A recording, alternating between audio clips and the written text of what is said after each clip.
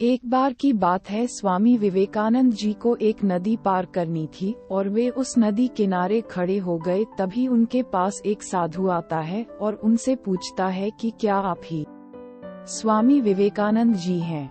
उन्होंने जवाब दिया, हाँ मैं ही स्वामी विवेकानंद हूँ।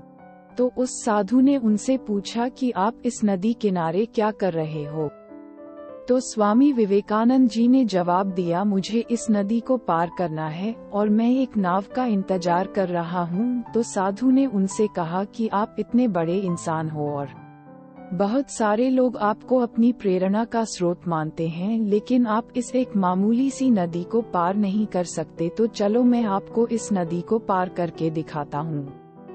साधु ने उस नदी के पानी के ऊपर चलकर पार किया और फिर से वापस चलकर वह साधु स्वामी विवेकानंद जी के पास आया और बोला, देखो मेरे पास इतनी शक्ति है, इतनी ज्यादा पावर है, उसके बाद भी मुझे कोई भी नहीं जानता, लेकिन तुम्हारे पास ऐसी कोई शक्ति नहीं है, तब भी तुम्हें सारी दुनिया जानती है। ऐसा क्या है तुम्हारे अंदर जो तुमको सारी दुनिया जानती है और लोग तुम्हें अपनी प्रेरणा का स्रोत मानते हैं? तो स्वामी विवेकानंद जी ने उस साधु से मुस्कुराते हुए पूछा कि तुम्हें इस विद्या को सीखने में कितना समय लगा? तो साधु ने जवाब दिया, 15 साल। इतने में ही स्वामी जी की नाव आ गई और स्वामी विवेकानंद जी ने उसे अपने साथ नाव में बैठाया और नदी पार की। और पार करने के बाद स्वामी जी ने अपने जेब से 1 रुपया निकाला और उन्होंने नाव वाले को दे दिया, यानी कि दोनों के 50-50 पैसे हुए थे।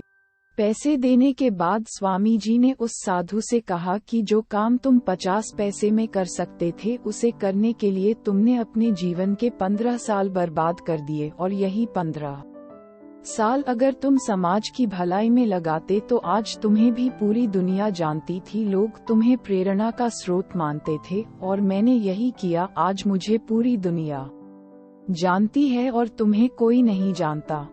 विवेकानंद जी ने उस साधु से कहा कि तुम्हारे जैसे कई सारे लोग ऐसी चीजों में अपने कई दिन कई साल बर्बाद कर देते हैं जिनका उनके जिंदगी में कोई मतलब नहीं होता है।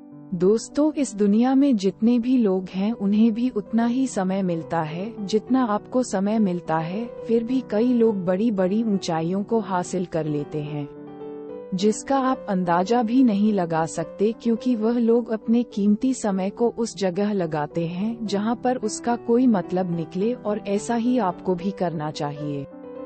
दोस्तों, अगर आपको स्वामी विवेकानंद की इस कहानी से कुछ सीखने को मिला हो तो अपने दोस्तों के साथ इसे जरूर शेयर करें। धन्यवाद।